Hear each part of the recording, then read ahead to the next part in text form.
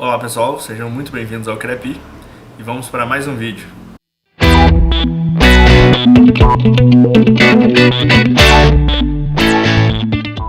O vídeo de hoje, galera, é para falar sobre o coronavírus, um assunto que está polêmico aí. Eu quero analisar a velocidade de transmissão, o que ela influencia sobre achatar aquela curva, vamos entender como que surge aquela curva. Para isso a gente vai utilizar um modelo chamado modelo SR, muito conhecido e muito utilizado em epidemiologia.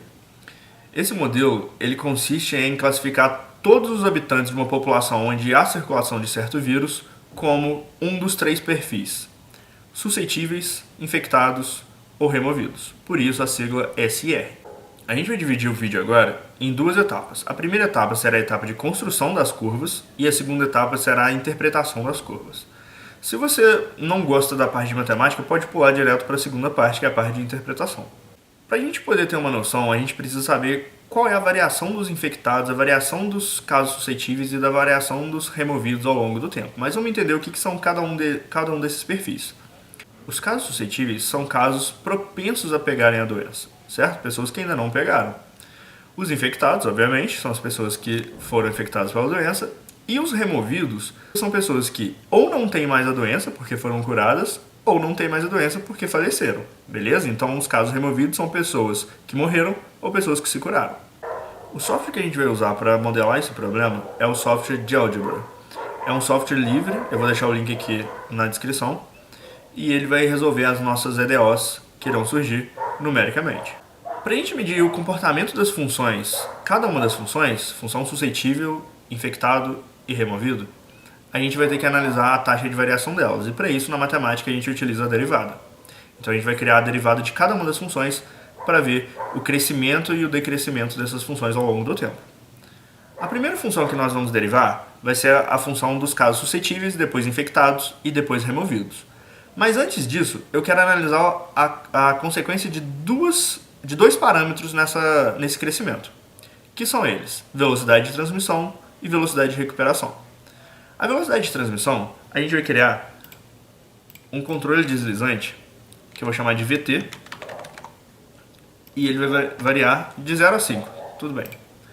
E a gente vai colocar um outro parâmetro, velocidade de recuperação, que também vai variar de 0 a 5. Só que hoje a gente sabe que a velocidade de transmissão é maior do que a velocidade de recuperação, e a gente vai analisar os efeitos disso ao longo do tempo. Então vamos começar criando a primeira derivada, a derivada da função suscetível. Essa derivada vai ter os seguintes parâmetros: o x, que é o tempo, e todas as funções do modelo SR, que é justamente S, I e R. Essa função ela vai depender de quê? Galera, a derivada ela mede a taxa de variação. E essa derivada vai ter que ser negativa porque os casos suscetíveis vão diminuir. E ela também depende da velocidade de transmissão, que eu vou chamar de VT, depende da função suscetíveis e depende dos infectados. Então eu vou colocar VT vezes S vezes I com sinal de menos, porque essa variação vai ser negativa.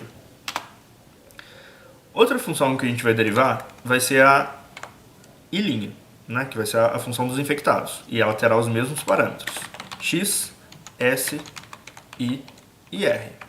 E essa função ela vai depender de quê? Essa função vai depender também da velocidade de transmissão, só que dessa vez vai ser positivo, porque os infectados vão subir. Depende dos casos suscetíveis e dos infectados. Só que tem alguma coisa que diminui essa taxa de transmissão, né? Diminui a variação dos infectados, que é justamente os casos que se recuperaram. Então eu vou colocar de VR vezes I, que são os casos que se recuperaram. E por último, vamos calcular a taxa de variação dos removidos. A taxa de variação dos removidos, que também terá os parâmetros X, S e R, elas vão ser os casos que se recuperaram ou que faleceram, né? Então vai depender da velocidade de recuperação e dos infectados. Quanto mais infectados eu tiver, maior será os removidos, mais óbitos ou mais cura nós vamos ter. Agora vem a mágica do programa. O programa vai resolver essas EDOs que a gente criou, né? São 3 equações diferenciais, e ele vai resolver essas variações numericamente. Então vamos lá. Eu vou colocar resolver EDO numericamente. Para isso, a gente vai criar, ele pede algumas entradas. Os comandos são as funções que a gente está derivando, que a gente está trabalhando com elas derivadas, né, que é S', I' e R'. A abscissa inicial eu quero que comece do zero. E as ordenadas iniciais. As ordenadas iniciais, galera, significa quantas pessoas infectadas, suscetíveis e removidas nós temos hoje. E vamos trabalhar com uma certa hipótese.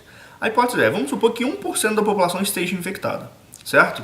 Então significa que 99% está suscetível à doença, beleza? E aí eu tenho infectados 1%, 0,01%, e removidos, vamos supor que ninguém morreu ainda e que ninguém se recuperou ainda. Então vamos colocar que 0 são os removidos. Beleza. Aí temos a abscissa final. A abscissa final, para aparecer o gráfico inteiro aqui, eu vou colocar um 20. Nós temos os gráficos gerados.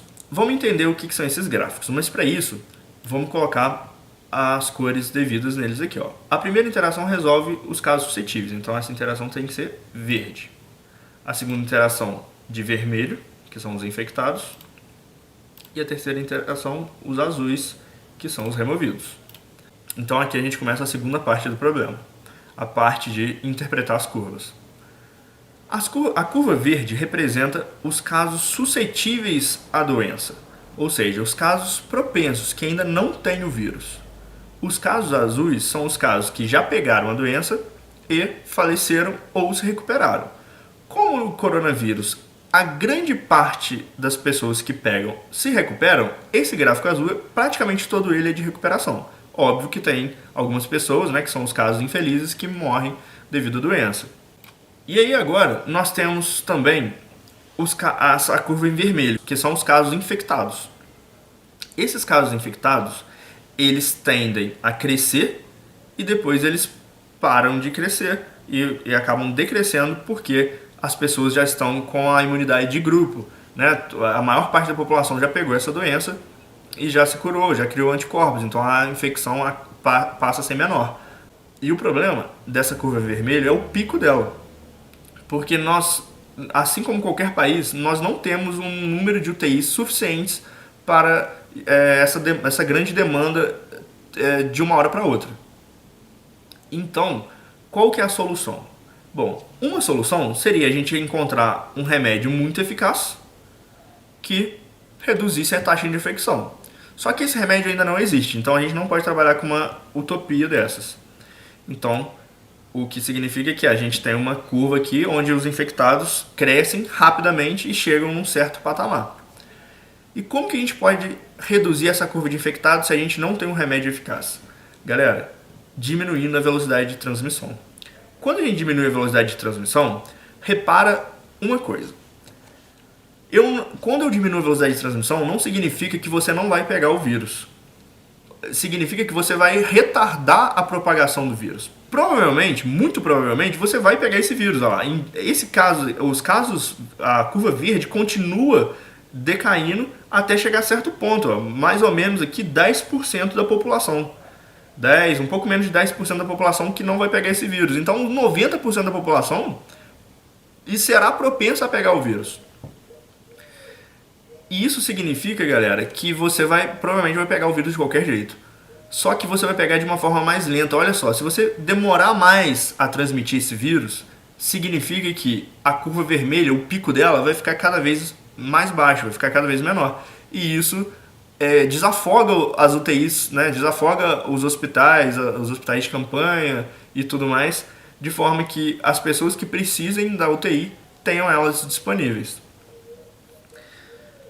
Então, a gente viu aqui, ó, se eu tiver uma velocidade de transmissão muito alta, a gente tem uma curva, um pico muito alto. Se a gente tiver uma velocidade de transmissão mais baixa, nós temos uma curva mais baixa. Não significa que você não vai pegar, beleza? Provavelmente você vai pegar sim o vírus, mas o pico vai ser menor.